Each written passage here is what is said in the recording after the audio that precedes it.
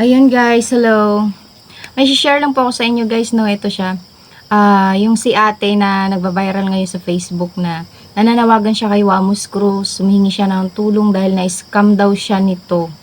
Ayan, gusto niya maibalik sa kanya yung pera. So ayan guys, panoorin natin guys ha. Ito siya. Yung backpay ko pang online business ko po. Ngayon, in-screenshot ko po, sabi niya, screenshot mo, sabay, eto po nag-reply siya.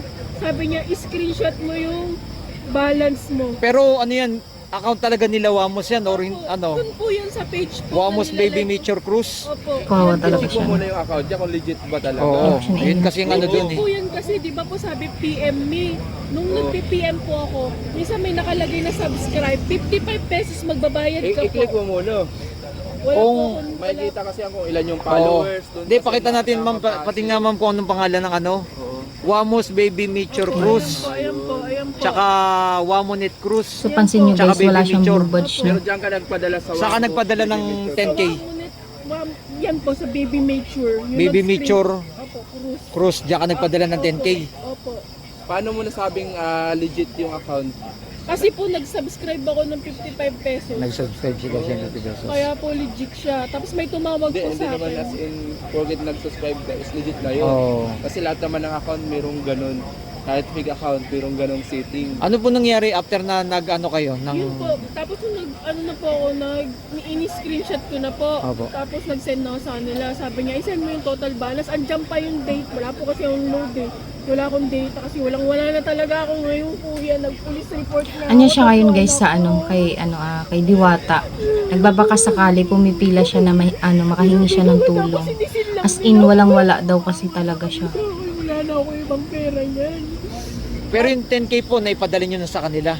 May tumawag po sa akin, hiningi yung 6 na number na code. Sabi ko, 2 lang. Sabi niya, hindi para doble natin. So ayan guys, Times sana 10 makalat natin itong yan, video mas no malaki. para makita ni Sabi niya, ate. pinapunta niya pa nga ako At sa Gcash na. Ano yung pangalan na? Maano niya na si Wamos, mag-meet na silang dalawa. Ayun, para matulungan siya Alright, guys. account niya. Sinindan mo, anong pangalan? Yung sinendan ko, hindi po, Kasi may pangalan code po yung yung Gcash. kinuha nila Code sa lang. akin. Code Kasi lang, sabi, ATP. Mag-cash in ka. ATP lang.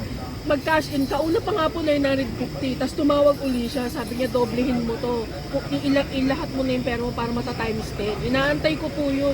Binigay ko yung 6 digit na code. Sabi ko, ayoko, 2 digit lang. 6-3 lang binigay ko.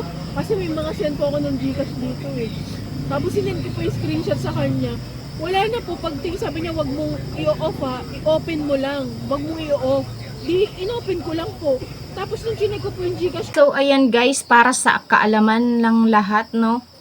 Mag-iingat po tayo guys, wag po tayo basta-basta papatol sa mga text-text na yun na pumapasok sa ating mga number no.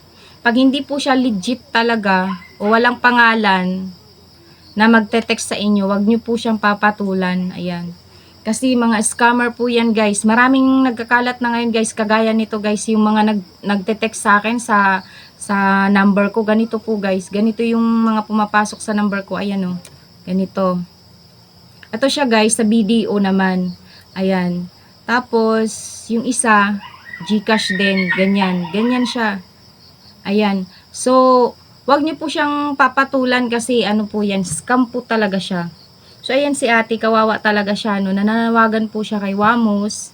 Ayan, na sana daw maibalik yung pera sa kanya. So, ayan, sana guys, matulungan natin si ate. Spread yung video para makita po niya. Ayan, para po matulungan siya ni Wamos. Actually, nakita na to siya ni Wamos, yung, excuse me, yung ano niya, yung video niya, nananawagan siya. Pero, sa ngayon, hindi pa sila totally nagkikita. Ayan, kasi wala pang update si Wamos Cruz dito, no? Fake po yung page na yun na inano ni ate guys, fake po yun. Kasi, wala po siyang verified badge po.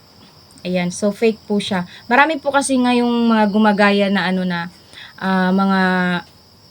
mga tao na ginagamit yung mga pangalan ng mga artista, kung sino-sino lang, yung mga sikat, marami silang ano, ayan kasi yung karamihan ng mga nagiging content creator, ginagamit yung pangalan nila.